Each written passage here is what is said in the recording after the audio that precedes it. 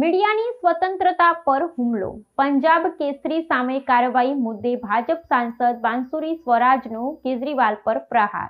દિલ્હી વિધાનસભા ચૂંટણીમાં પરાજય બાદ આમ આદમી પાર્ટીના સંયોજક અરવિંદ કેજરીવાલે પંજાબમાં પોતાની સક્રિયતા વધારી છે। જોકે આ દરમિયાન પ્રતિષ્ઠિત સમાચાર પત્ર પંજાબ કેસરી સામે પંજાબ સરકાર દ્વારા કરવામાં આવેલી કથિત કાર્યવાહીને પગલે નવો વિવાદ સર્જાયો છે।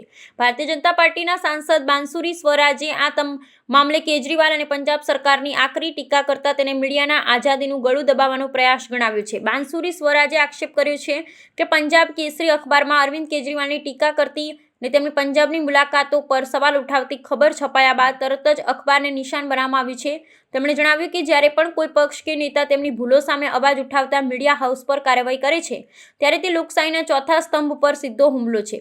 દિલ્હીમાં હાર્યા બાદ હવે કેજરીવાલ પંજાબમાં સત્તાનો દુરુપયોગ કરી અવાજ દબાવવાનો પ્રયાસ કરી રહ્યો છે। રાજકીય વર્તુળોમાં ચર્ચા છે કે કેજરીવાલ દિલ્હીમાં મળેલી પરાજય બાદ પંજાબમાં સંગઠનને મજબૂત કરવા માટે ત્યાં ધામા નાખીને બેઠા છે। વિપક્ષનો આરોપ છે કે સરકારની નબળાઈઓ છતી કરનારા મીડિયા સંસ્થાનો સામે વહીવટી તંત્ર દ્વારા બદલાની રાજનીતિ કરવામાં આવી રહી છે। બાંસુરી સ્વરાજે સોશિયલ મીડિયા પ્લેટફોર્મ એક્સ અગાઉ ટ્વિટર પર પણ આ મુદ્દે પોતાનો વિરોધ નોંધાવ્યો છે અને પંજાબ સરકારને પ્રેસની સ્વતંત્રતા જાળવી રાખવાની અપીલ કરી છે। આ વિવાદને કારણે પંજાબના રાજકારણમાં ગરમાવો આવી રાખ્યો છે। दिल्ली की जनता ने आम आदमी पार्टी के कुशासन को अस्वीकार करा है।